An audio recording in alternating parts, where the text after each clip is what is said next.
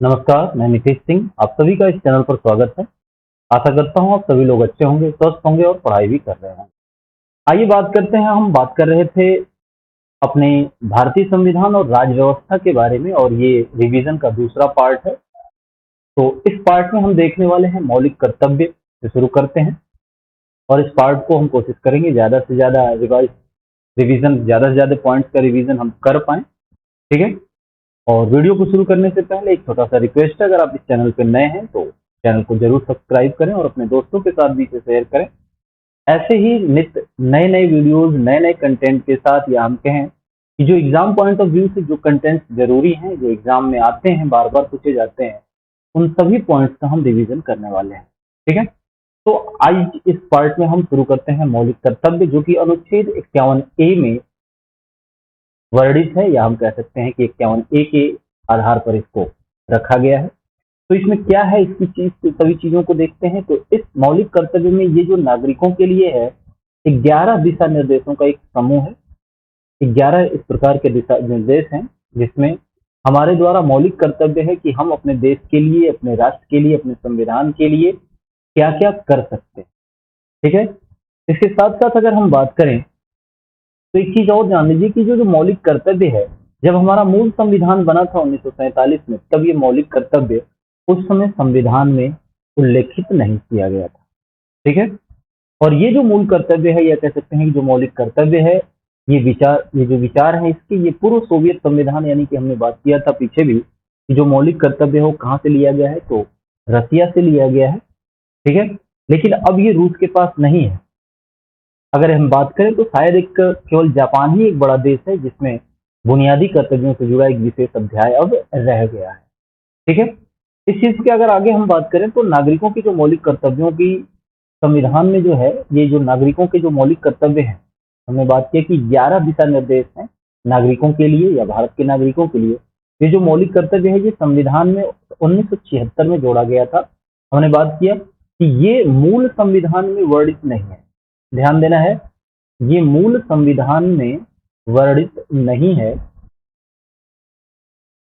ठीक है। ये वर्णित नहीं है, लेकिन बाद में इसे 1976 में जोड़ा गया। और किस संविधान संशोधन के द्वारा, तो 42वें संविधान संशोधन के द्वारा 1976 में मौलिक कर्तव्यों को जोड़ा गया है, जिसमें 11 दिशा निर्देश नागरिकों के लिए दिए गए हैं। फिर इसके बाद उस टाइम जो है, सबसे अगर हम बात करें 1976 में 10 मौलिक कर्तव्य जोड़े गए थे। ध्यान देना, 1976 में सिर्फ 10 जोड़े गए थे, लेकिन 2002 में एक और मौलिक कर्तव्य जोड़ा गया, और कुल मिलाकर के कितने हो गए, 11 हो गए।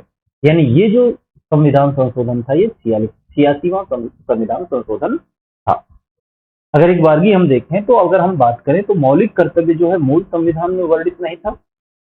ये 1976 के 42वें संविधान संशोधन के द्वारा 10 दिशा निर्देशों को भारत के नागरिकों के लिए मौलिक कर्तव्य के रूप में इसे जोड़ा गया। और एक बार फिर 86वें संविधान संशोधन 2002 में एक और मौलिक कर्तव्य को जोड़ा गया। यानी कुल इस तरह से जो मौलिक कर्तव्य हैं वो कितने हैं, 11 है।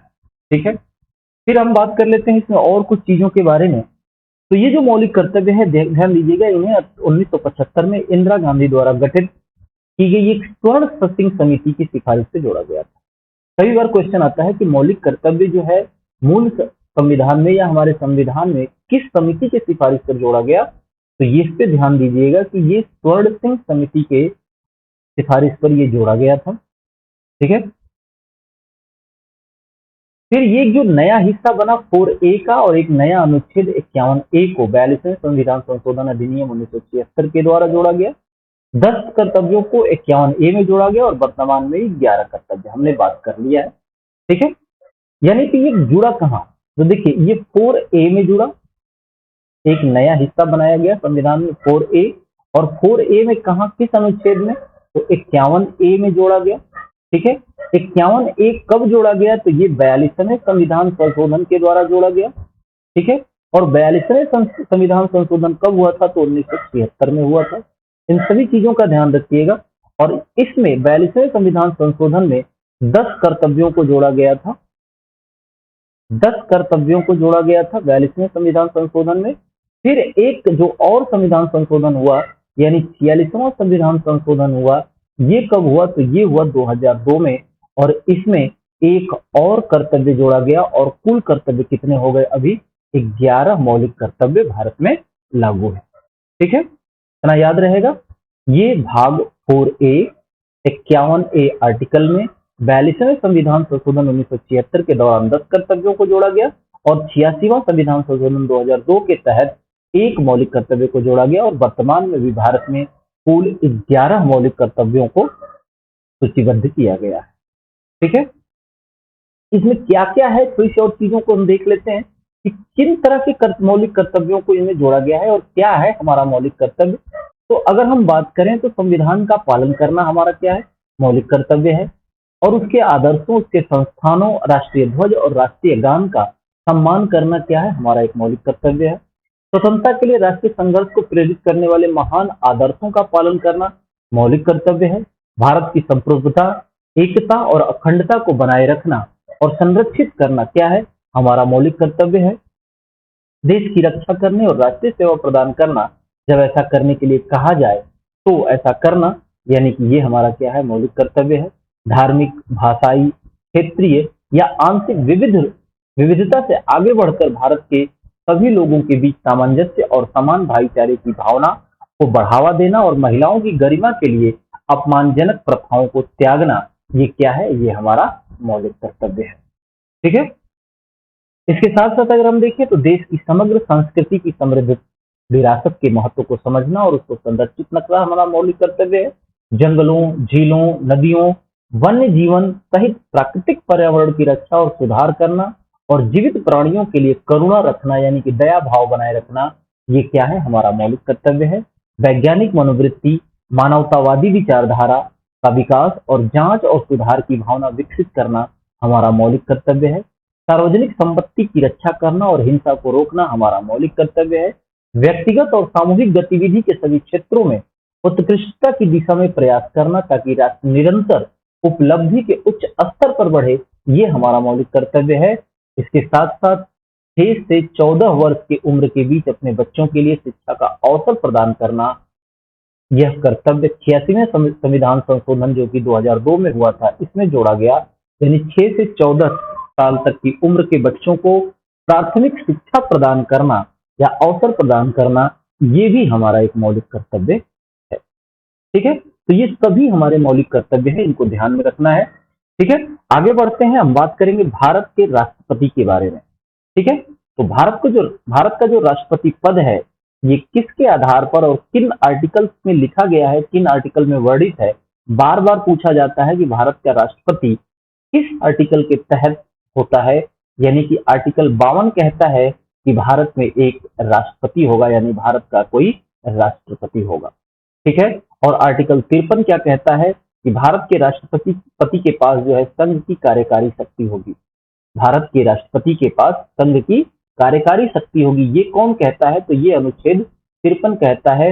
अगर हम बात करें अनुच्छेद 54 के बारे में, तो इसमें दिया हुआ है राष्ट्रपति का चुनाव।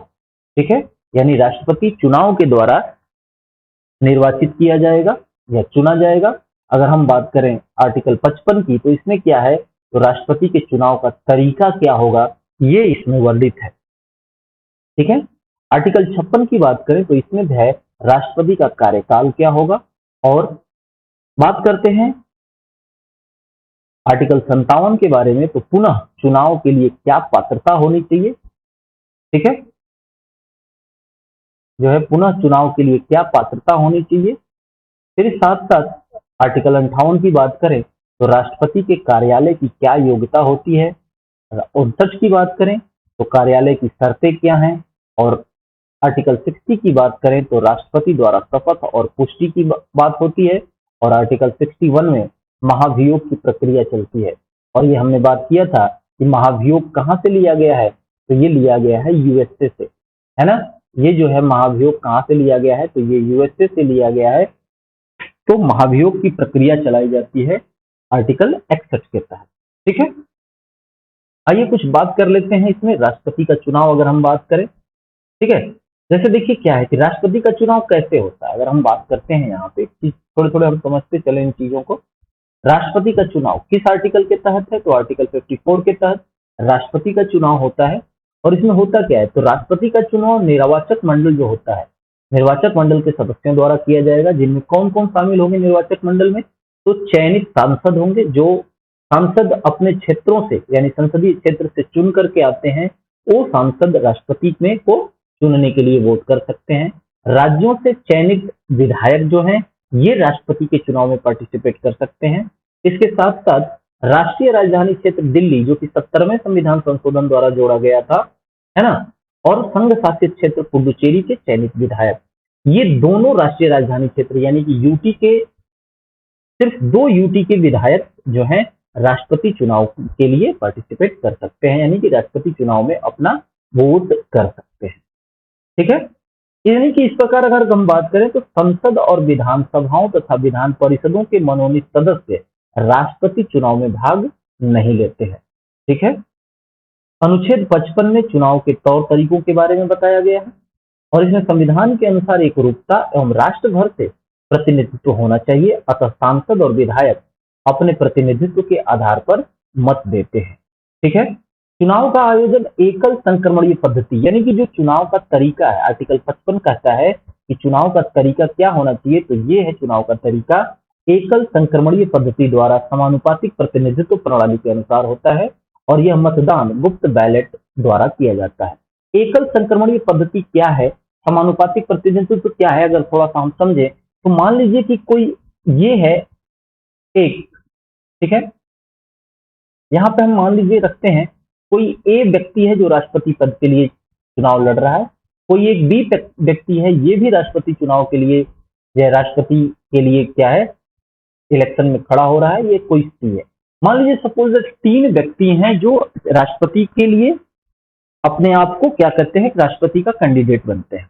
अब इनको जो वोट देंगे सभी लोग एकल संक्रमणीय प्रतिनिधित्व जो है पद्धति द्वारा देते हैं। यानी अब देना क्या है, जो एक बंदा आएगा, मान लो कोई एक बंदा आया, एक व्यक्ति आया, तो वोट क्या करेगा, वो सिर्फ जैसे हम क्या करते हैं सांसद और विधायक के वोट के लिए क्या करते हैं, हमें ए को चुनना है तो हम ए को वोट देते हैं और चले जाते हैं। कोई किसी व्यक्ति को बी को चुनना है तो बी को वोट देता है, चला जाता है ना। किसी व्यक्ति को सी को चुनना है तो सी को वोट देता है, चला जाता है। लेकिन राष्ट्रपति के चुनाव में क्या होता है, थोड़ा सा डिफरेंट है।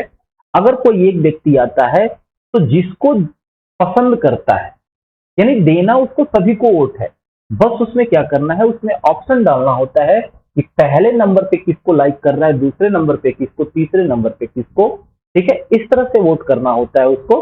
तो अगर मान लीजिए कि ये पहले नंबर पे है तो अगर वो बी को पहले नंबर पे पसंद करता है तो बी को पहला वोट देगा, ए को जो दूसरे नंबर पे अगर पसंद करता है तो इसको 2 नंबर देगा और यहाँ पे देगा क्या, अपना 3 नंबर मत देगा। यानी इस तरह से वोट देता है, एक ही व्यक्ति तीनों व्यक्ति को वोट देगा, लेकिन इसमें क्या होगा, एक समानुपातिक प्रतिनिधित्व देगा, यानी कि हम सभी को वोट करेंगे, लेकिन क्या है, हम लाइक किसको, फर्स्ट लाइक किसको करते हैं, सेकंड लाइक किसको करते हैं, इसके आधार पे वोट दिया जाता है। यानी कि सभी व्यक्तियों को, सभी कैंडिडेट को वोट करना है। ठीक है, फिर इसके लिए अगर हम बात करें आगे और, तो राष्ट्रपति के निर्वाचन से संबंधित सभी संदेहों और विवादों की जांच जो है और निपटारे का निर्णय उच्चतम न्यायालय द्वारा किया जाता है, जिसका निर्णय अंतिम होता है। ठीक है, यहाँ पे अगर हम बात करें जैसे निर्वाचन के जो संबंधित सभी संदेह और जो भी विवाद हैं ये उच्चतम न्यायालय द्वारा होता है। यहाँ पे इलेक्शन कमीशन नहीं आता है, ये ध्यान रखना है। इसमें इलेक्शन कमीशन का कोई रोल नहीं होता है, इलेक्शन कमीशन का कोई रोल नहीं होता है। ठीक है, इलेक्शन कमीशन का कोई रोल नहीं होता है। इसमें जो भी विवाद होंगे, जो भी संदेह होंगे, जो भी कुछ परेशानियां या दिक्कत होंगे, वो सभी उच्चतम न्यायालय द्वारा किया जाएगा उसका निपटारा। ठीक है, फिर बात करते हैं कार्यालय, या हम बात करें अनुच्छेद 56, है ना। कार्यालय जो होता है अनुच्छेद 56 के कारण यानी आर्टिकल 56 में लिखा हुआ है। और फिर बात करते हैं तो पुनर्निर्वाचन, यानी कि जो पुनः निर्वाचन की होती है वो किसके द्वारा होती है, तो ये अनुच्छेद 57 के द्वारा होती है। ठीक है, त्याग पत्र जो ये किसको देते हैं, बात करते हैं अगर ये कि राष्ट्रपति अपना त्याग पत्र किसको देगा, तो त्याग पत्र जो है ये अपना त्याग पत्र उपराष्ट्रपति को देते हैं। इनका कार्यकाल जो है कितनी होती है, कार्यकाल की जो शर्तें होती हैं वो 5 साल होता है। ठीक है, 5 वर्ष का इनका कार्यकाल होता है। राष्ट्रपति का कार्यकाल जो होता है वो 5 साल का होता है। राष्ट्रपति कई कार्यकाल के लिए पुनर्निर्वाचन के लिए पात्र होता है। ठीक है, पुनर्निर्वाचन की जो पात्रता है ये कई साल के लिए या कह सकते हैं कई कार्यकाल के लिए, इसमें कोई बाध्यता नहीं है। जैसे अमेरिका में बाध्यता है कि कोई भी प्रेसिडेंट जो होगा वो सिर्फ 2 कार्यकाल के लिए यानी 2 बार ही वो राष्ट्रपति के लिए निर्वाचित खड़ा हो सकता है या कैंडिडेट बन सकता है। लेकिन भारत में क्या है, ये कई बार यानी कई कार्यकाल के लिए वो अपना पुनर्निर्वाचन के लिए वो पात्र होता है। ठीक है, जो योग्यता है वो अनुच्छेद 58 के तहत है। इसके साथ साथ जो शर्तें हैं या शपथ है, जो शर्त है वो 59 के तहत है और जो शपथ है वो किसके तहत है, आर्टिकल 60 के तहत। पात्रता क्या होनी चाहिए, तो राष्ट्रपति की पात्रता भारत का नागरिक हो। ठीक है, राष्ट्रपति का हाँ मतलब क्या पात्रता होनी चाहिए, तो वो भारत का नागरिक हो। दूसरी चीज, इसकी आयु क्या होनी चाहिए, एज क्या होनी चाहिए, तो एज जो होनी चाहिए वो 35 से एबोव होनी चाहिए या 35 होनी चाहिए। ठीक है, 35 वर्ष की आयु वो पूरी कर चुका हो। लोकसभा का सांसद चुने जाने की पात्रता रखता हो। किसी लोग के पद पर नहीं होना चाहिए, यानी किसी सरकारी कार्यालय में या इस तरह के किसी भी पद पर वो नहीं होना चाहिए। राष्ट्रपति संसद अथवा किसी विधानमंडल के सदन का सदस्य नहीं होगा। यदि ऐसा कोई सदस्य निर्वाचित होता है तो उसकी सीट को रिक्त मान लिया जाता है, यानी वो वहां से रिजाइन कर देता है। ठीक है, चुनाव हेतु किसी उम्मीदवार के नामांकन के लिए निर्वाचक मंडल में के कम से कम 50 सदस्य प्रस्तावक और 50 सदस्य अनुमोदक होना अवश्य है। यानी कोई भी उम्मीदवार जो कि राष्ट्रपति प्रेसिडेंट के लिए उम्मीदवार बन रहा है, कैंडिडेट बन रहा है, उसके लिए जरूरी होता है, जो कैंडिडेट है उसके लिए जरूरी होता है कि जो निर्वाचक मंडल है यानी जो वोट करने वाले हैं लोग, उनमें से कम 50 सदस्य प्रस्तावक होने चाहिए और 50 सदस्य अनुमोदक होने चाहिए, तभी वो व्यक्ति प्रेसिडेंट पद के लिए वो उम्मीदवार हो सकता है या बन सकता है। ठीक है, फिर बात कर लेते हैं हम यहाँ पे कि जो बात करते हैं महाभियोग के बारे में, तो महाभियोग जो है आर्टिकल 61 के तहत होता है। और महाभियोग में क्या होता है इसमें देख लेते हैं। तो ये जो है संवैधानिक उपबंध द्वारा राष्ट्रपति को उसके पद से औपचारिक रूप से हटाया जा सकता है। ठीक है, यानी अगर राष्ट्रपति को उसके पद से हटाना है तो आप महाभियोग लेकर के आओगे। और ये महाभियोग, ठीक है, हमने बात किया यूएसए से हमने ये लिया है ना। अब यहाँ पे ये ध्यान देना है कि यह आरोप संसद के किसी भी सदन द्वारा लगाया जा सकता है। यानी महाभियोग की जो प्रक्रिया है संसद के किसी भी सदन से शुरू की जा सकती है, चाहे वो लोकसभा से शुरू भी हो सकती है, वो लोकसभा से भी शुरू की जा सकती है या राज्यसभा से भी ये महाभियोग की प्रक्रिया जो है शुरू की जा सकती है, किसी भी एक से। ठीक है, हालांकि इस प्रकार के किसी प्रस्ताव को लाने से पूर्व राष्ट्रपति को 14 दिन पहले इसकी सूचना दी जाती है कि राष्ट्रपति जी हम आप पर महाभियोग लाने वाले हैं। यानी कि इस प्रक्रिया से महाभियोग लाने से 14 दिन पहले, है ना, 14 दिन पहले जो है राष्ट्रपति को सूचना देना होता है, चाहे आप लोकसभा में लेके जा रहे हो महाभियोग की प्रक्रिया को शुरू करने के लिए या राज्यसभा में, लेकिन ये सारी चीजें शुरू करने से 14 दिन पहले आप राष्ट्रपति को इसकी पूर्व सूचना दोगे। ठीक है, और इसके साथ साथ उस नोटिस पर, जो नोटिस आप दोगे, जो सूचना दोगे, उस पर उस सदन जिसमें यह प्रस्ताव लाया गया होता है कि कुल सदस्यों के कम से कम 1/4 सदस्य के हस्ताक्षर होने चाहिए। ठीक है, इस चीजों में बहुत सारी चीजें हैं लेकिन हम थोड़ी थोड़ी चीजों को देखते हैं। अब बात करते हैं राष्ट्रपति की शक्तियां क्या क्या होती हैं। तो हमने बात किया कार्यपालिका की टोटल शक्तियां होती हैं राष्ट्रपति के पास, है ना। कार्यपालिका की शक्तियां होती हैं राष्ट्रपति के पास। भारत सरकार का औपचारिक प्रमुख होता है, यानी कि संघ का जो है औपचारिक प्रमुख होता है। फिर राष्ट्रपति और क्या कर सकता है, तो पीएम की सलाह पर अन्य मंत्रियों की नियुक्ति करता है। ठीक है, इसके साथ साथ भारत के महान्यायवादी, नियंत्रक और महालेखा परीक्षक, मुख्य चुनाव आयुक्त और अन्य आयुक्तों, संघ लोक सेवा आयोग के अध्यक्ष और सदस्यों, यानी कि संघ लोक सेवा के सदस्य, राज्य के राज्यपालों, वित्त आयोग के अध्यक्ष और सदस्यों की नियुक्ति करता है। यानी राष्ट्रपति इन सभी व्यक्तियों का क्या करता है, नियुक्ति करता है। इसके साथ साथ अंतरराज्यीय परिषद की नियुक्ति तथा किसी भी क्षेत्र को अनुसूचित क्षेत्र या किसी भी जाति को अनुसूचित जाति घोषित कर सकता है। ये शक्ति किसके पास निहित है? तो ये शक्ति राष्ट्रपति के पास निहित है। ठीक है, ये तो हो गई इनकी कार्यकारी शक्तियां। इसके बाद हम बात कर लेते हैं राष्ट्रपति की विधायी शक्तियां क्या क्या होती हैं। तो विधायी शक्तियों में क्या होता है? तो राष्ट्रपति जो है वर्ष में 2 बार कम से कम, ठीक है, कम से कम 2 बार, ध्यान देना है, कम से कम 2 बार संसद के सदनों को बुला सकता है। ठीक है, और अपने मनपसंद जगह पे बुला सकता है। लेकिन एक चीज यहाँ पे ध्यान देना है कि वर्ष में 2 बार संसद के सदनों को संयुक्त रूप से भी बुला सकता है। ठीक है, कम से कम 2 बार बुला सकता है। अब इससे क्या होता है कि ये जो संसद का बुलावा होता है राष्ट्रपति के द्वारा, इसकी अध्यक्षता कौन करता है? तो ये अध्यक्षता जो है लोकसभा अध्यक्ष करता है। लोकसभा अध्यक्ष करता है। इस बैठक की अध्यक्षता जो है लोकसभा अध्यक्ष करता है। बुलावा राष्ट्रपति के पास इसकी पावर होती है कि दोनों सदनों को कहीं भी बुला सकता है, लेकिन उसकी अध्यक्षता लोकसभा अध्यक्ष करता है। ठीक है, अब इसके साथ साथ अगर ये देखेंगे 12 सदस्यों को राज्यसभा के लिए नामित करता है। यानी कि हमने पढ़ा है कि राज्यसभा के जो सदस्य होते हैं उनमें 12 सदस्य जो हैं राष्ट्रपति के द्वारा क्या किए जाते हैं? नामांकित किए जाते हैं, या कह सकते हैं कि उनको मनोनीत किया जाता है राष्ट्रपति के द्वारा। ठीक है, अधिनियम जिनको संसद में पेश करने के लिए राष्ट्रपति की सिफारिश की आवश्यकता होती है। यानी ऐसे कौन से अधिनियम हैं जिनको संसद में पेश करने से पहले राष्ट्रपति की सिफारिश यानी कि राष्ट्रपति का उस पर सिग्नेचर होना जरूरी है? तो सबसे पहली चीज, नए राज्यों के गठन या सीमा परिवर्तन का अधिनियम अगर लाया जाता है तब संसद में पेश करने से पहले उस पर राष्ट्रपति की सिफारिश होनी चाहिए, यानी राष्ट्रपति के द्वारा साइन होना चाहिए।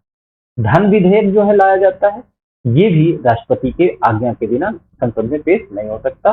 वित्त विधेयक भी राष्ट्रपति की सिफारिश की आवश्यकता के बिना, यानी राष्ट्रपति की सिफारिश के बिना संसद में पेश नहीं हो सकता।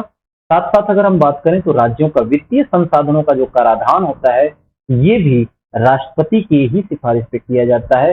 साथ साथ राज्य विधेयक जो व्यापार की स्वतंत्रता को प्रतिबंधित करना चाहता है, ऐसे विधेयक जो राज्य लाता है जो जिसमें व्यापार की स्वतंत्रता को प्रतिबंधित करना होता है, तो सबसे पहले उस पर राष्ट्रपति का सिफारिश होना चाहिए, यानी राष्ट्रपति का सिग्नेचर होना चाहिए। ये हो गई विधायी शक्तियां राष्ट्रपति जी की। इसके साथ साथ अगर हम देखें अगला पॉइंट, न्यायिक शक्तियां क्या होती हैं राष्ट्रपति की? तो राष्ट्रपति के पास दोषी व्यक्ति की सजा को क्षमादान, प्रविलंबन, परिहार, लघुकरण, विराम करने की शक्तियां प्रदान है। क्षमादान का क्या मतलब हुआ भाई? तो यह अपराधी को सभी वाक्यों और सजा से मुक्त कर देता है। यानी कितना भी बड़ा जुर्म हो, अगर राष्ट्रपति चाहे तो उस अपराधी को सभी सजाओं से, सभी दिक्कतों से मुक्त कर सकता है। ठीक है, प्रविलंबन क्या होता है?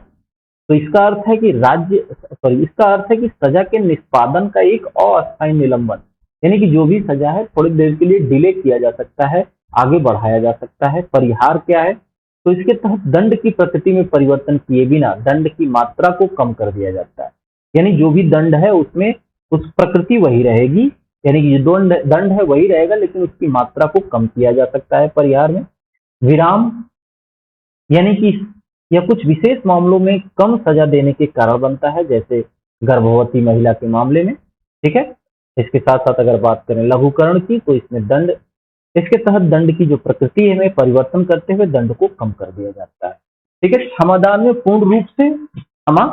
प्रविलंबन में क्या होता है कि कुछ देर के लिए, कुछ समय के लिए उसके सजा को आगे बढ़ा दिया जाता है, डिले कर दिया जाता है। परिहार में क्या है? तो ध्यान रखना है, इसमें दंड की प्रकृति में परिवर्तन किए बिना दंड की मात्रा को कम कर दिया जाता है।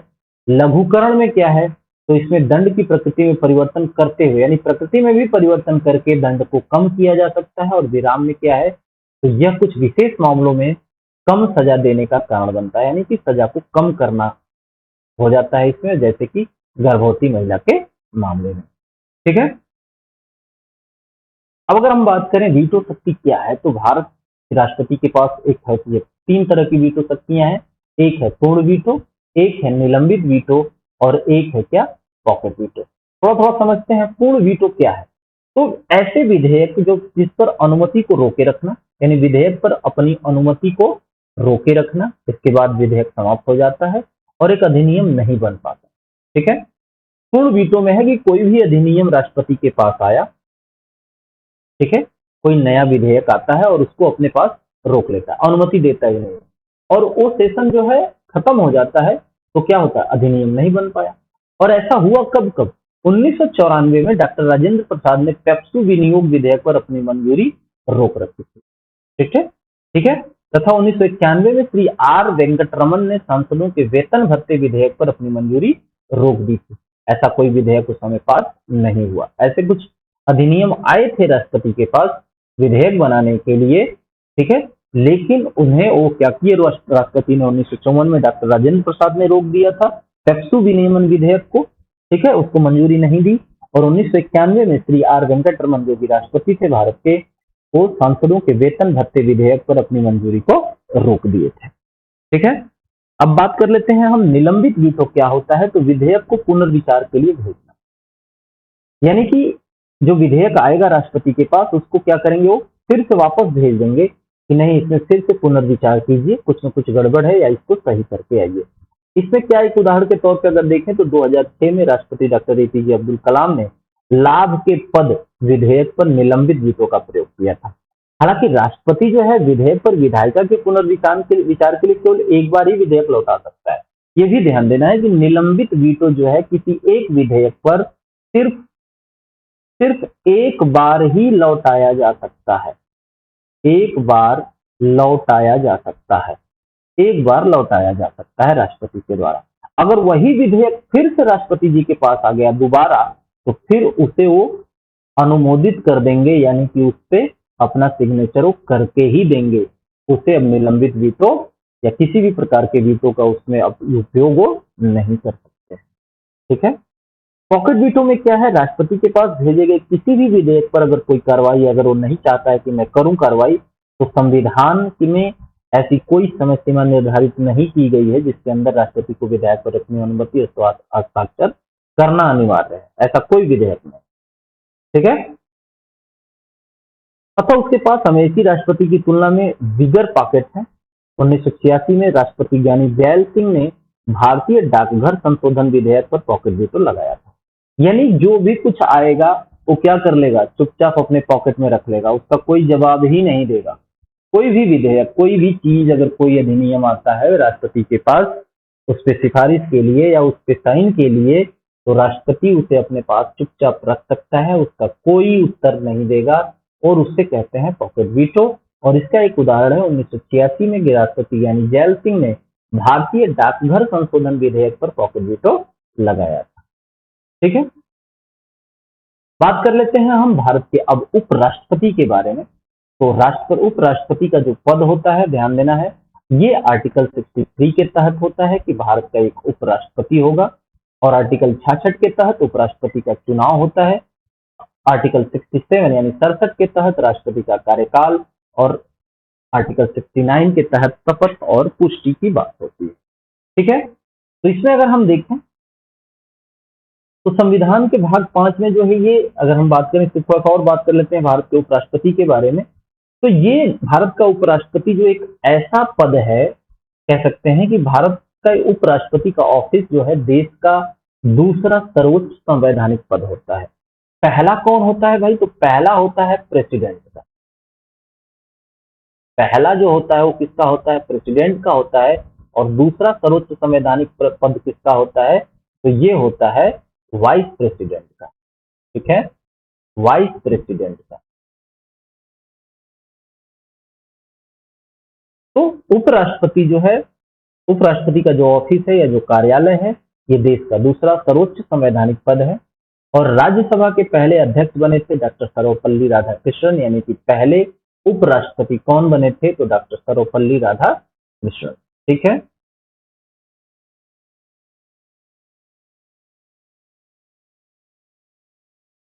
आइए नीचे और बात करते हैं इसमें और क्या चीजें हैं। तो संविधान के भाग 5 में पहला अध्याय यानी कि कार्यकारी भारत के उपराष्ट्रपति के कार्यालय के बारे में चर्चा करता है।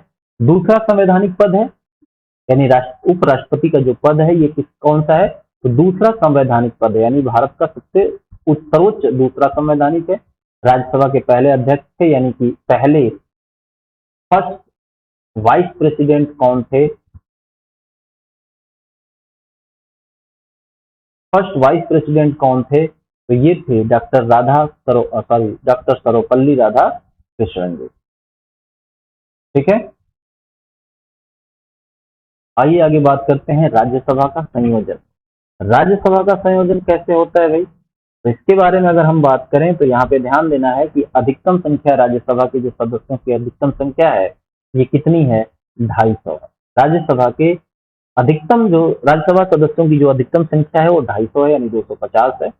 इसमें से 238 जो है ये राज्यों के सदस्य होते हैं और बाकी संघ शासित प्रदेश से अप्रत्यक्ष रूप से चयनित किए जाते हैं, तथा इसमें 12 जो होते हैं राष्ट्रपति द्वारा मनोनीत। यानी ध्यान देना, अभी हमने ऊपर भी बात किया कि जो राज्यसभा के सदस्य हैं उसमें से 12 जो है राज्यसभा के सदस्यों को राष्ट्रपति मनोनीत कर सकता है, ये राष्ट्रपति के पास पावर है। ठीक है, तो टोटल राज्यसभा के जो सदस्य हैं भारत में वो 250 हैं। 250 में से 238 जो हैं ये राज्यों और संघ शासित प्रदेशों से चुने जाते हैं या अप्रत्यक्ष रूप से। अप्रत्यक्ष रूप से क्या मतलब है, राज्यसभा के जो सदस्य हैं, ध्यान दीजिएगा, राज्यसभा के जो सदस्य हैं इनका चुनाव कौन करता है, इनको कौन चुनता है, तो इनको जो है विधानसभा के सदस्य यानी कि जो विधायक होते हैं, लोकसभा सदस्य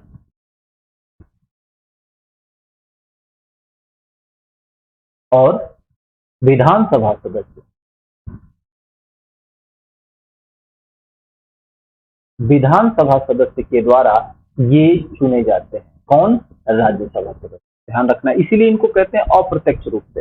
और लोकसभा सदस्य कौन चुनता है भाई, यानी जो सांसद होते हैं ये जनता चुनती है। ये कौन चुनता है भाई, जनता चुनती है। विधानसभा यानी कि जो विधायक होते हैं इनको भी कौन चुनता है, तो इन्हें भी जनता चुनती है। लेकिन जो राज्यसभा के सदस्य होते हैं इन्हें जनता नहीं चुनती है। इन्हें कौन चुनता है, तो जनता के चुने द्वारा प्रतिनिधि यानी जनता के द्वारा चुने गए प्रतिनिधियों के द्वारा चुना जाता है, तो इसको बोला जाता है अप्रत्यक्ष रूप से। ठीक है, और जिसमें 12 राष्ट्रपति द्वारा मनोनीत होते हैं। अभी क्या है वर्तमान में, यानी कि ये 2021 में जो चल रहा है इस समय, राज्यसभा के 245 सदस्य हैं टोटल। अधिकतम 250 है लेकिन अभी कितने हैं, 245 हैं। ठीक है, जिसमें से 229 राज्यों से आते हैं और 4 जो है संघ शासित प्रदेशों से। यानी कितने हो गए ये, 229 और 4, 233। ठीक है, 233 जो है राज्य और संघ शासित प्रदेशों से हैं, जबकि 12 सदस्य जो है राष्ट्रपति द्वारा मनोनीत किए गए हैं। यानी कुल कितने हो गए टोटल, तो 245 सदस्य राज्यसभा में वर्तमान में है। ठीक है, फिर इसके बारे में और हम बात करें तो राज्यों और संघ शासित प्रदेशों के मध्य सीटों का जो बंटवारा है ये 4थी अनुसूची में है। राज्यों और संघ शासित प्रदेशों में जो सीटों की, राज्यसभा सीटों की बंटवारा का मैटर है, या ये कहें कि जो चीजें हैं इसमें बातें आती हैं, ये किसमें है, तो 4थी अनुसूची में ये वर्णित है। राज्यसभा सदस्यों का चयन राज्य विधानमंडल के निर्वाचित सदस्यों द्वारा किया जाता है। ठीक है, फिर बात करते हैं लोकसभा का संयोजन कैसे होता है, यानी कि लोकसभा का जो चयन होता है, यानी लोकसभा के जो अध्यक्ष लोकसभा के जो सदस्य होते हैं, बहुत सारी गलतियां हो रही हैं। ठीक है, थोड़ा सा इग्नोर कीजिएगा और ध्यान में रखना है बात को। लोकसभा का संयोजन की अगर हम बात करें तो अधिकतम जो भारत में लोकसभा के सदस्यों की संख्या है वो कितनी है, 552 यानी 552 है। इसमें 530 राज्यों के होते हैं सदस्य और 20 संघ शासित प्रदेशों के। ठीक है, संघ शासित प्रदेशों के, जबकि 2 सदस्य राष्ट्रपति द्वारा एंग्लो इंडियन समुदाय से मनोनीत किए जाते हैं। ठीक है, 530 राज्य से आते हैं, 20 संघ शासित प्रदेश से आते हैं और 2 सदस्य जो है राष्ट्रपति द्वारा एंग्लो इंडियन समुदाय से मनोनीत किए जाते हैं। चुनाव संबंधित निर्वाचन क्षेत्र के लोगों द्वारा होता है, यानी चुनाव जो होता है, यानी जिस लोकसभा का चुनाव होगा वहां के संबंधित निर्वाचन क्षेत्र के लोग द्वारा, यानी जो निर्वाचित उस निर्वाचन क्षेत्र में जो लोग रह रहे हैं, जो 18 वर्ष से ऊपर के हैं या 18 वर्ष के हैं, वे वोट करते हैं, लोकसभा के सदस्यों को वोट करते हैं या अपना प्रतिनिधि चुनते हैं। अब यहाँ पे एक चीज ध्यान देना है कि जो ये 61वां संविधान संशोधन हुआ था कब, 1988 में, जिसमें उससे पहले जो था, जो वोट करने की आयु थी मिनिमम वो थी 21 वर्ष, लेकिन 61वें संविधान संशोधन 1988 के द्वारा ये घटा करके कर दिया गया कितना, 18 वर्ष। यानी अब का जो वोट का आयु है या जो मतदान की आयु है वो क्या है, 18 वर्ष से ऊपर के व्यक्ति, यानी 18 वर्ष पूरे कर लिए हों वैसे व्यक्ति जो हैं, ठीक है, वैसे लोग लोकसभा या विधानसभा के लिए वोट कर सकते हैं, यानी वोटिंग पावर उनके पास है। फिर बात करते हैं हम लोकसभा अध्यक्ष के बारे में। तो अध्यक्ष का चयन लोकसभा द्वारा अपने सदस्यों में से होता है, यानी लोकसभा में जितने भी सदस्य होते हैं वो अपने अध्यक्ष का चयन करते हैं।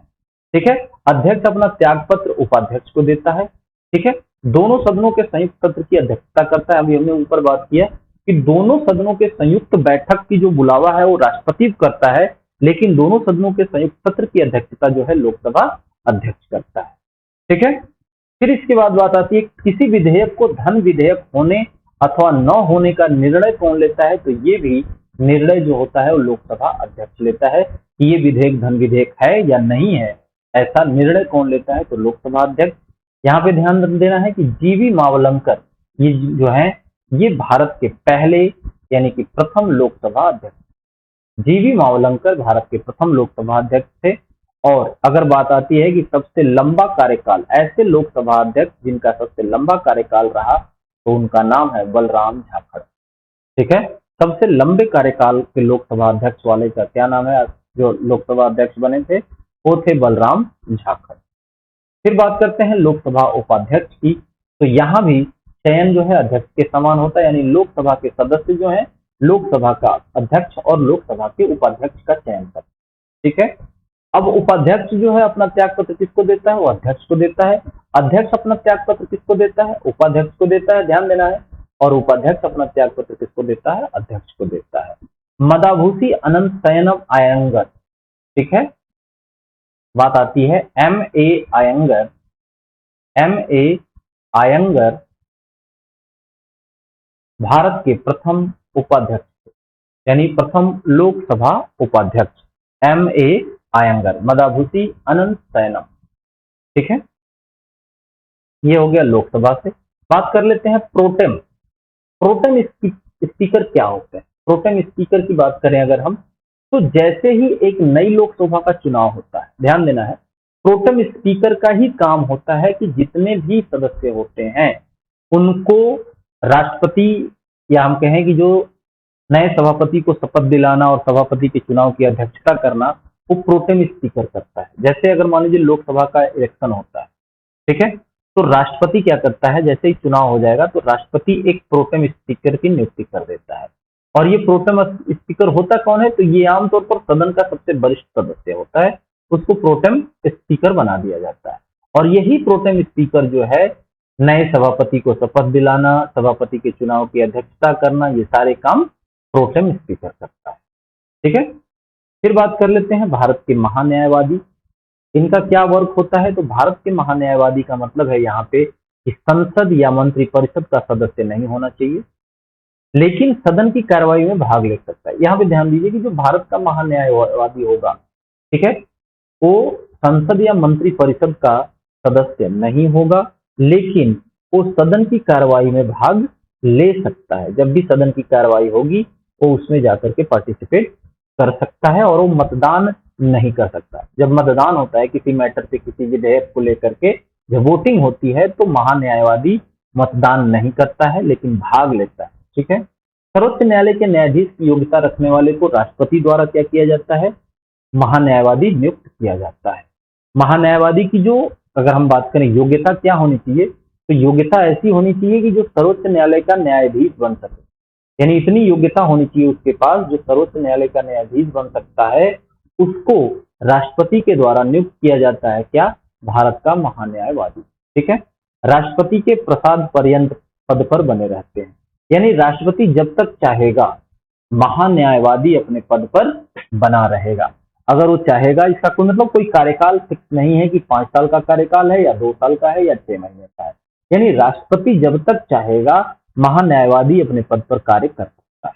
ठीक है, इस चीज का ध्यान रखना है। आगे बात करते हैं संसद सत्र की। तो संसद एक सत्र, जैसे संसद का एक सत्र किसी सदन की प्रथम बैठक और उसके अवसान के मध्य की समावधि है। ठीक है, यानी हम बात करें तो ये क्या होता है, जैसे संसद का एक सत्र, संसद का जो एक सत्र होता है, हम बात करते हैं संसद का एक सत्र, 2 सत्र चल गया, 3 सत्र हो गया, तो इसका मतलब है कि संसद की किसी भी सदन की प्रथम बैठक और उसके अवसान के मध्य की समावधि, यानी जब से शुरू हुआ और उस बैठक का जो अवसान हुआ, जब खत्म हुआ, तो पूरे एक उस चीज को क्या बोला जाता है, एक सत्र कहा जाता है। यानी ये 15 दिन के लगभग चलता है, ठीक है, 15 दिन, 20 दिन, 25 दिन इस तरह के चलते हैं। तो इसमें एक सत्र बनता है, यानी एक सत्र, तो 3 सत्र होते हैं मेनली। अगर हम बात करें प्राय एक वर्ष में 3 सत्र होते हैं किसी भी संसद के। तो पहला कौन सा होता है, इसको देख लीजिए। पहला होता है बजट सत्र, जो कि फरवरी से मई के बीच में कभी भी आता है, और ये सबसे लंबा चलने वाला सत्र होता है, बजट सत्र, ठीक है। क्वेश्चन आता है सबसे लंबा सत्र कौन सा होता है, तो ध्यान देना है कि बजट सत्र सबसे लंबा होता है, जो कि फरवरी टू मई तक चलता है ना। फरवरी से मई के बीच में ये कभी भी हो सकता है, और ये सबसे लंबा जो है सत्र होता है। मानसून सत्र जो है वो जुलाई से सितंबर में होता है, ये नॉर्मल चलता है। लेकिन शीतकालीन सत्र जो होता है ये नवंबर से दिसंबर के बीच में ऑर्गेनाइज कराया जाता है, ये सबसे छोटा सत्र होता है, ठीक है। प्राय एक वर्ष में 3 सत्र होते हैं, बजट सत्र, मानसून सत्र और शीतकालीन सत्र। तो सबसे लंबा जो सत्र चलता है वो बजट सत्र चलता है, जो सबसे छोटा सत्र चलता है वो शीतकालीन सत्र चलता है, ठीक है। तो सत्र अवकाश, एक शब्द आता है सत्र अवकाश, ये क्या है, तो किसी सदन के अवसान और उसके पुनर्गठन के मध्य की अवधि। अगर मान लीजिए हम कह रहे हैं जैसे कि सत्र क्या है, तो फरवरी में शुरू हुआ, अगर मान लीजिए सपोज कि फरवरी में शुरू हुआ और ये जो है मई में खत्म हुआ, तो ये टोटल जो ड्यूरेशन चला ये क्या है, एक सत्र है, ये एक सत्र है, ठीक है। लेकिन सत्र अवकाश क्या हो गया, तो मई से लेकर के जुलाई तक कुछ नहीं हुआ, तो मई से लेकर के जुलाई तक के बीच का जो टाइम पीरियड खत्म हुआ, ये जो टाइम पीरियड है इसी को क्या बोलते हैं, सत्र अवकाश को क्या बोलते हैं, सत्र अवकाश, ठीक है। इस बात का ध्यान देना है, ये कुछ इसके वर्ड थे, इसका ध्यान देना है। कई बार पूछा जाता है कि एक सत्र का मतलब होता है कि प्रथम बैठक और उसके अवसान के मध्य की समय अवधि, ठीक है। और सत्र अवकाश का मतलब होता है किसी सदन के अवसान और उसके पुनर्गठन के मध्य की अवधि, ठीक है। आगे बढ़ते हैं, संसद के सत्रों से संबंधित कुछ महत्वपूर्ण परिभाषिक शब्द की बात करते हैं। तो सबसे पहले आता है क्या, सत्रावसान। सत्रावसान का मतलब क्या हुआ भाई, तो सदन के सत्र को राष्ट्रपति द्वारा सत्रावसान आदेश नामक एक आदेश द्वारा समाप्त किया जाता है, ठीक है। एक आदेश राष्ट्रपति देता है जिसको नाम दिया जाता है सत्रावसान आदेश, और उसके बाद सत्रावसान हो जाता है, ठीक है, सत्र को समाप्त कर दिया जाता है। अनिश्चित काल के लिए स्थगित शब्द का क्या कह सकते हैं कि क्या अभिप्राय है, तो इसका अर्थ है कि अगली बैठक की तिथि को निर्दिष्ट या तय किए बिना, ठीक है। यानी कि अगली बैठक कब शुरू होगी, कितने बजे शुरू होगी, ऐसा कुछ भी तय नहीं किया जाता, या किस दिन शुरू होगी, और बिना तय किए ही, ठीक है, बिना तय किए ही बैठक की समाप्ति कर दी जाती है, तो इसे कहते हैं अनिश्चित काल के लिए स्थगित, ठीक है। त्रिशंकु संसद का एक मतलब होता है क्या, जब भी किसी पार्टी के पास सरकार बनाने के लिए बहुमत ना हो तो उसे बोलते हैं त्रिशंकु संसद। गणपूर्ति का क्या मतलब है यहाँ पे, तो सदन का कार्य करने के लिए सदस्यों की जो न्यूनतम संख्या आवश्यक होती है, यानी कि सदन का कार्य संचालित करने के लिए कम से कम सदस्यों का 1/10वां भाग, जितने भी सदस्य टोटल हैं उस सदन में, ठीक है, उसका 1/10वें भाग जो अगर सदस्य हैं संसद में मौजूद है उस समय, तो गणपूर्ति की संख्या है, और तब किसी भी सदन का कार्य जो है चलेगा, अन्यथा उस सदन का कार्य वहीं स्थगित हो जाएगा जब गणपूर्ति पूरी नहीं होगी। तारांकित और अतारांकित प्रश्न क्या होते हैं, तो तारांकित प्रश्न वह होता है जिसमें एक सदस्य मौखिक उत्तर की इच्छा रखता है, और एक गैर तारांकित प्रश्न वह होता है जिसमें लिखित उत्तर पूछने वाले द्वारा वांछित होता है। यानी कि जब आप उत्तर जो है मौखिक हो तो उसको कहते हैं तारांकित प्रश्न, और जब उत्तर लिखित हो तो उसको कहते हैं गैर तारांकित प्रश्न। गिलोटिन क्या होता है, तो जब समय की कमी के कारण अनुदान की मांगों को मतदान देने के लिए रखा जाता है, ध्यान देना, अनुदान की मांगों को मतदान देने के लिए रखा जाता है, चाहे उन पर अंतिम दिन सदन में चर्चा की जाए या नहीं, इसे गिलोटिन कहा जाता है, ठीक है। कुछ ये शब्द हैं संसद के, और इन सबको ध्यान में रखना है क्योंकि बार बार ये एग्जाम में कभी न कभी ये पूछ लिए जाते हैं और बहुत ही इंपॉर्टेंट पॉइंट्स हैं ये। ठीक है, अब हम बात करेंगे अधिनियम के संबंध में महत्वपूर्ण बिंदु। क्या क्या है अधिनियम के संबंध में कुछ महत्वपूर्ण बिंदुओं को अगर हम देखें तो यहाँ पे है धन और वित्त अधिनियम राज्यसभा में पेश नहीं किए जा सकते, यानी कि ये कहाँ पेश किए जाते हैं तो लोकसभा में पेश किए जाते हैं। संवैधानिक संशोधन विधेयक दोनों सदनों में पेश किए जा सकते हैं। ध्यान देना है, धन और वित्त विधेयक जो है ये अधिनियम राज्यसभा में पेश नहीं होता है, ये सिर्फ लोकसभा में पेश होते हैं, ये सिर्फ लोकसभा में पेश किए जाते हैं। दूसरा पॉइंट है संवैधानिक संशोधन विधेयक, ये दोनों सदनों में यानी कि राज्यसभा और लोकसभा दोनों सदनों में पेश किया जा सकता है।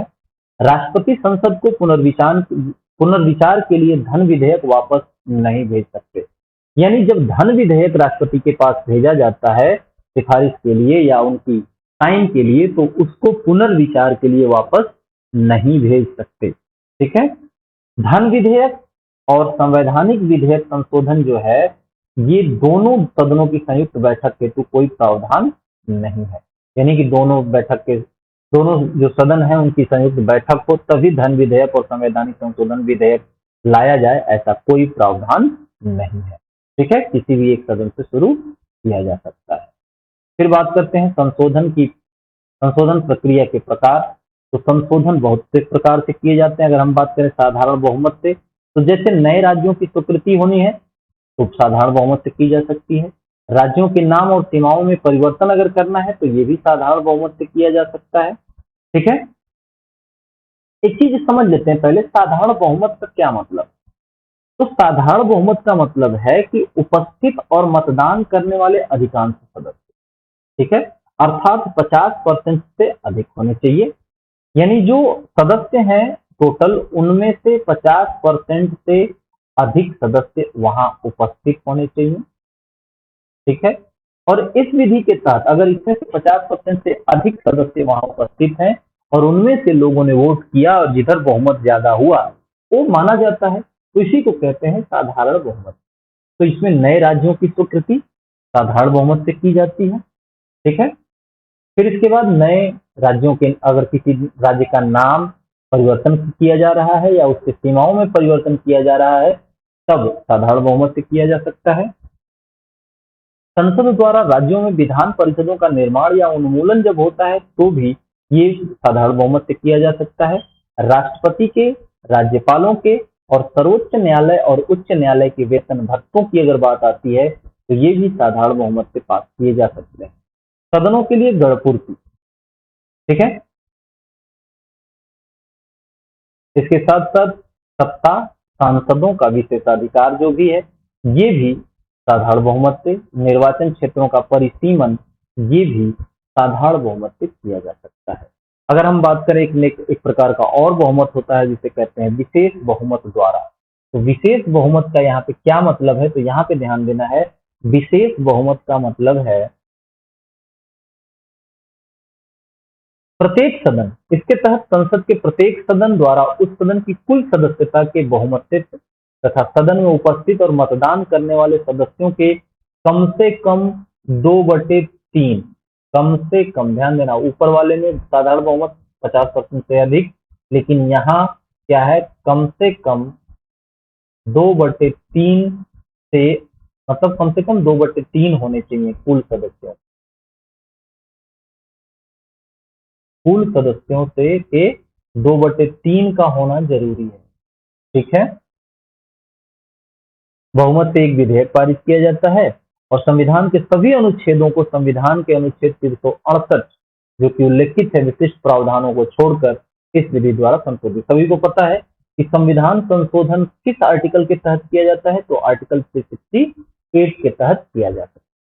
ठीक है, अब बात करते हैं राज्यों द्वारा अनुसमर्थन के साथ विशेष बहुमत। तो इसमें क्या है, तो इस पद्धति में कुछ संघीय मामलों में संशोधन किया जाता है।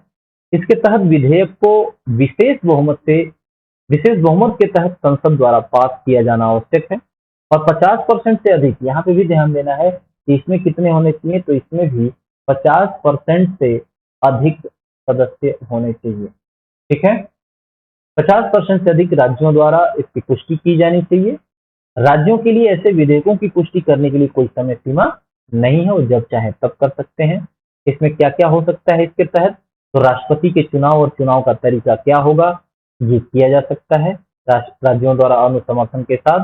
ठीक है।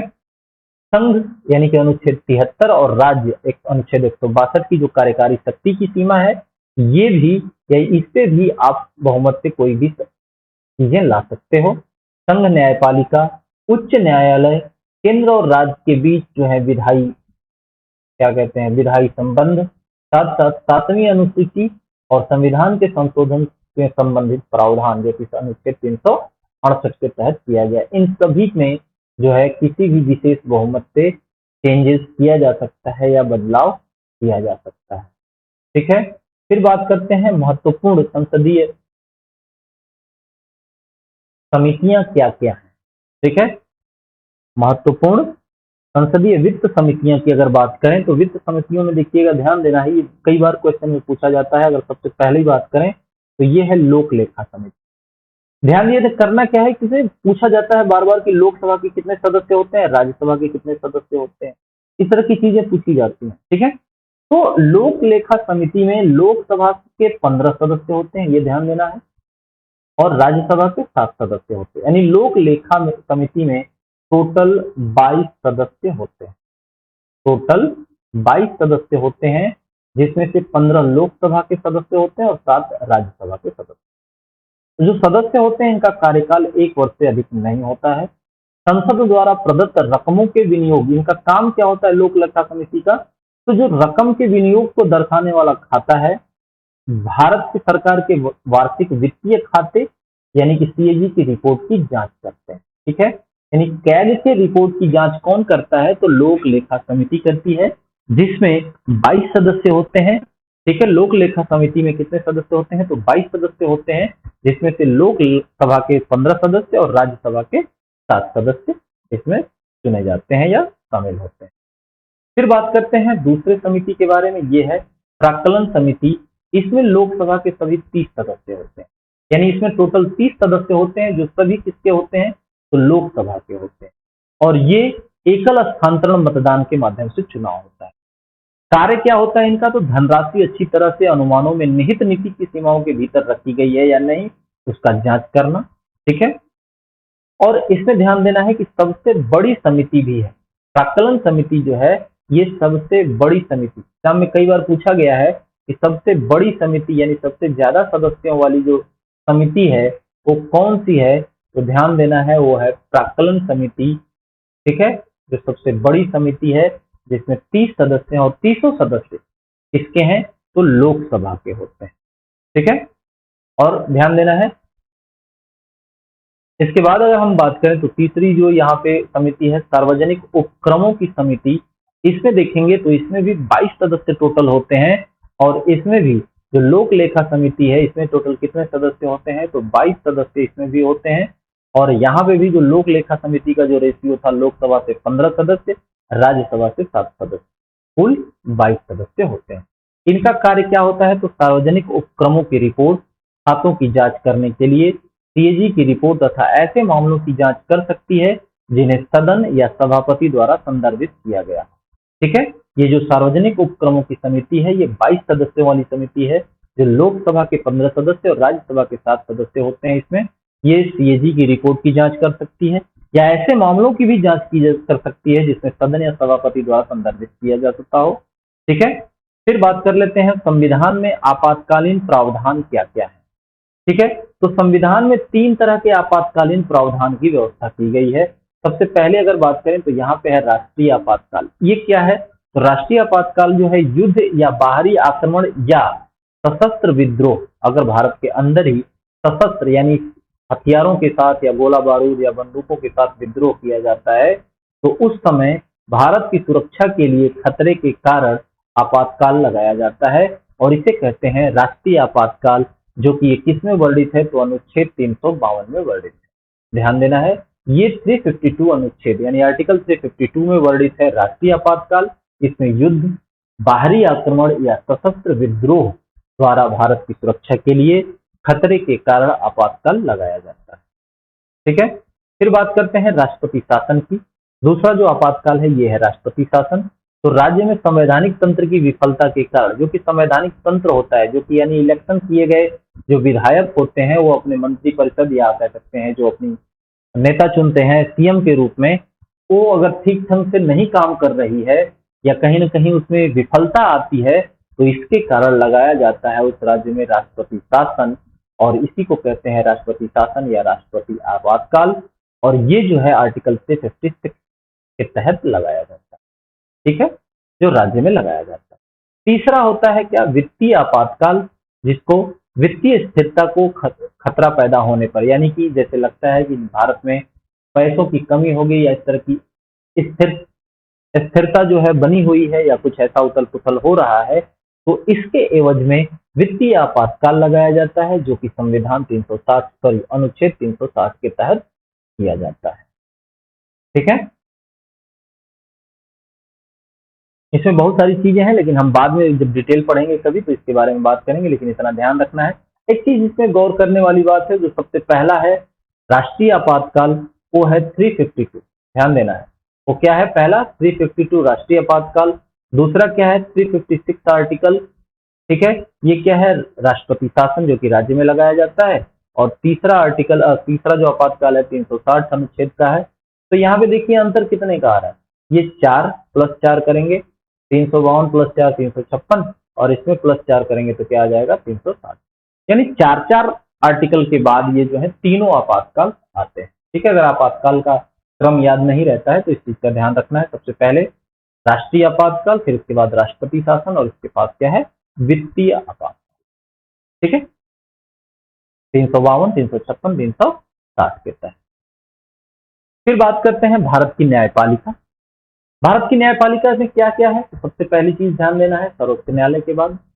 सर्वोच्च न्यायालय के अगर बारे में बात करें तो भारत के सर्वोच्च न्यायालय ने 28 जनवरी 1950 को कार्य करना शुरू कर दिया, ठीक है, 28 जनवरी 1950 को कार्य करना शुरू कर दिया था, ठीक है। इससे पहले भारत में संघीय न्यायालय कार्यरत था, जिसे 1935 की भारतीय सरकार के अनुसार बनाया गया, यानी भारत सरकार अधिनियम 1935 के तहत भारत में संघीय न्यायालय कार्य कर रहा था, ठीक है। लेकिन भारत का जो सर्वोच्च न्यायालय है ये 28 जनवरी 1950 से कार्य करना शुरू कर दिया।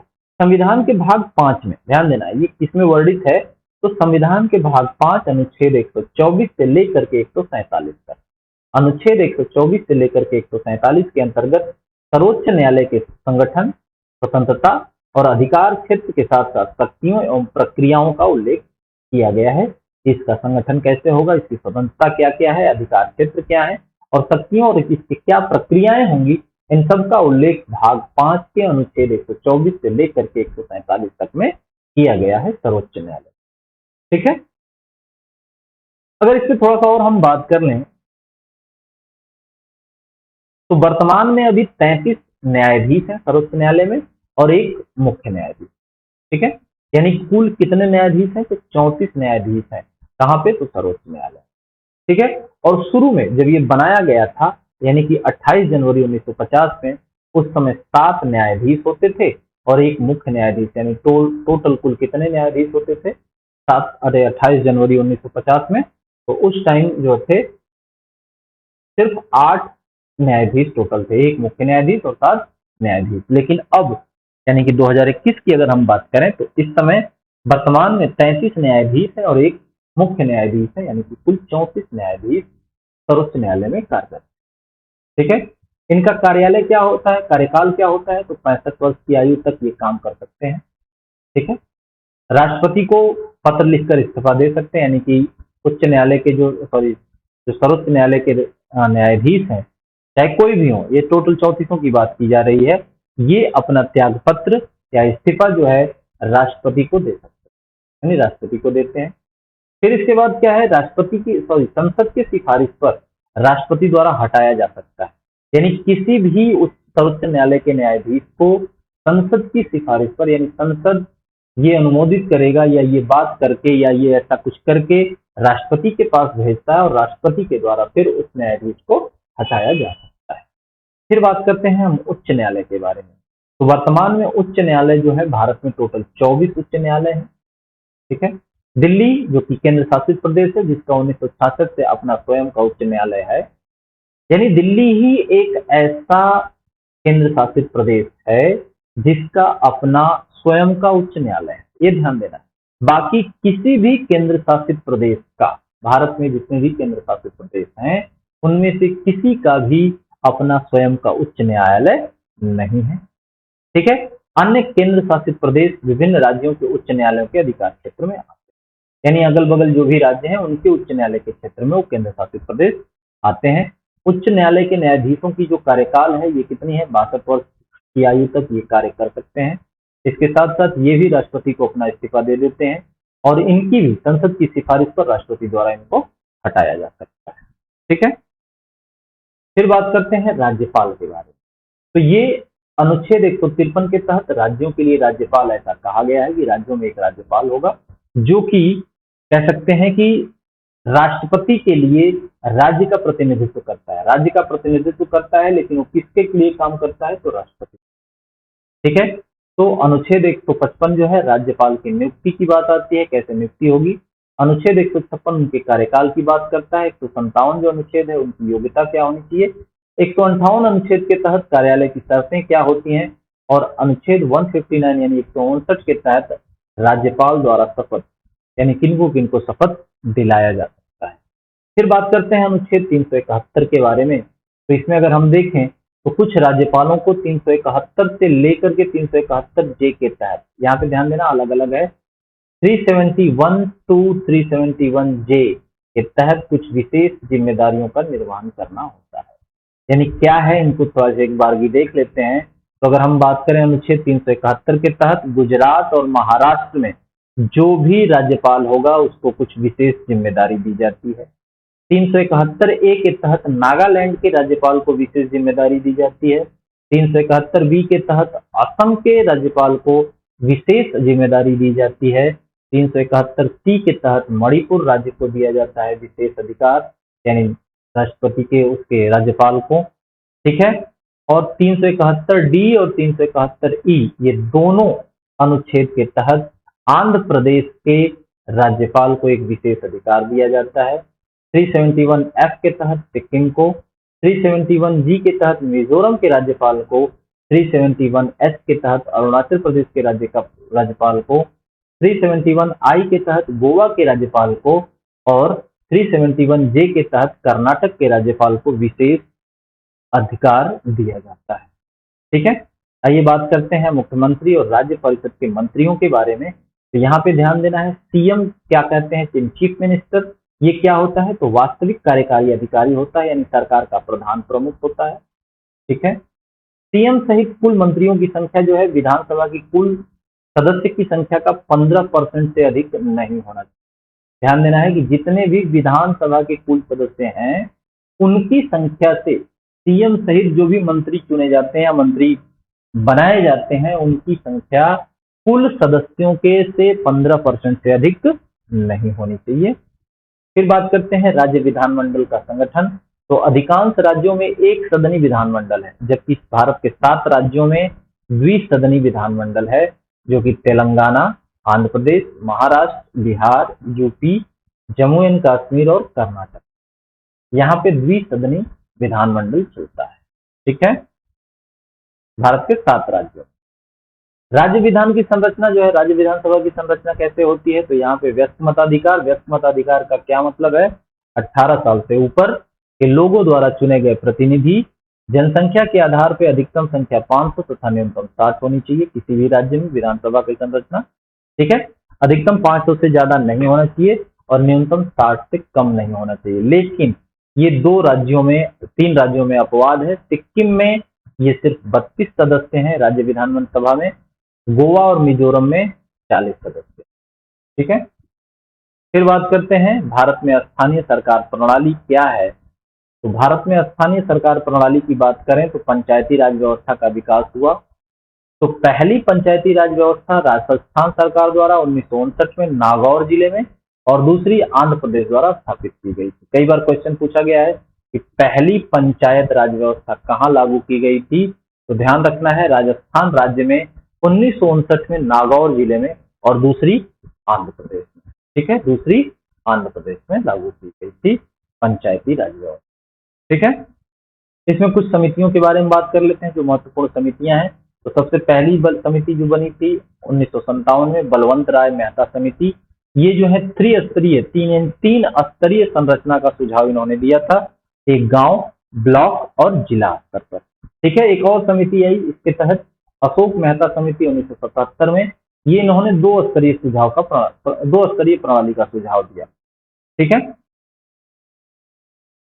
फिर बात करते हैं जीवी के राव समिति जो कि 1985 में आती है। ये पंचायती राज संस्थाओं के पुनर्जीवन और तीन स्तरीय प्रणाली की सिफारिश करती है। एल एम सिंघवी समिति 1986 में आती है। ये पंचायती राज संस्थाओं को संवैधानिक दर्जा देने की सिफारिश करती है। पंचायतों के लिए एक वित्तीय आयोग स्थापित करने की भी सिफारिश करती है। फिर आता है थुंगन समिति 1989। ठीक है, ये पंचायतों को संवैधानिक मान्यता देने की ये भी सिफारिश करती है। फिर आता है गॉडगिल समिति 1988। ठीक है, ये सारी समितियां हैं पंचायती राज व्यवस्था से जुड़ी। ठीक है, बात कर लेते हैं 73वां संविधान संशोधन 1992 में क्या हुआ था। तो भाग 9 को संविधान में जोड़ा गया। इससे पहले यहाँ ध्यान देना है कि इससे पहले जो है संविधान में टोटल 8 भाग ही होते थे, 8 भाग ही थे।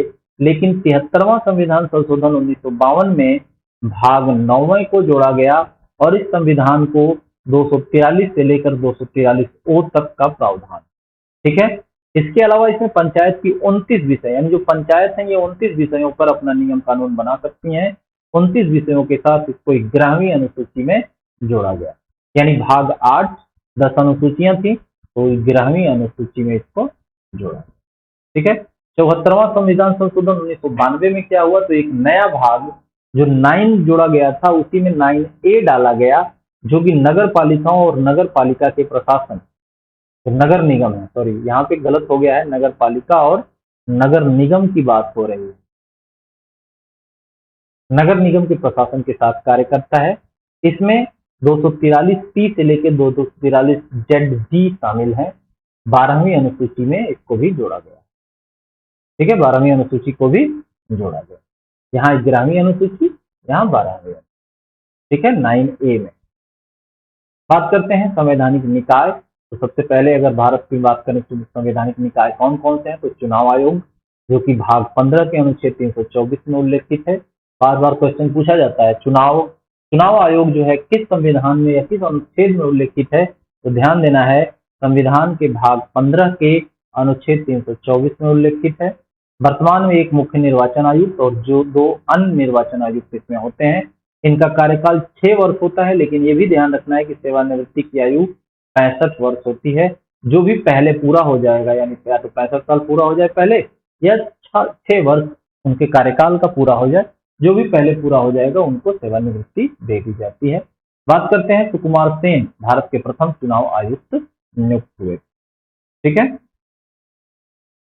फिर बात करते हैं राष्ट्रीय पार्टी की। ठीक है, तो राष्ट्रीय पार्टी के अगर बारे में बात करें तो आम चुनाव में कम से कम राष्ट्रीय पार्टी किसे कहेंगे, तो यहाँ पे ये ध्यान देना है कि कम से कम आम चुनाव में 3 अलग अलग राज्यों से लोकसभा में 2% की सीट होनी चाहिए। लोकसभा या राज्य विधानमंडल में इस चुनाव में पार्टी द्वारा 4 लोकसभा जीतने के अलावा कम से कम 4 अलग अलग राज्यों से कुल वैध मतों का 6% मतदान जो है प्राप्त हो। एक पार्टी को कम से कम 4 राज्यों में राज्य पार्टी के रूप में मान्यता प्राप्त हो, उनको हम कहेंगे राष्ट्रीय पार्टी। ठीक है, इतना रहने देते हैं, हम बात करेंगे जल्द ही एक अलग वीडियो में और वो हमारा फाइनल वीडियो होगा। ठीक है, तो कुल मिलाकर के 3 पार्ट में हमने पॉलिटी को पूरा रिवीजन कर लेना है। जो भी कुछ दिक्कतें हों, कुछ अगर आपको दिक्कत समझ में आती है तो जरूर मुझे फीडबैक करें। तब तक के लिए नमस्कार, जल्दी मिलते हैं अगले वीडियो में। जय हिंद, जय भारत, अपना और अपनों का ध्यान रखें।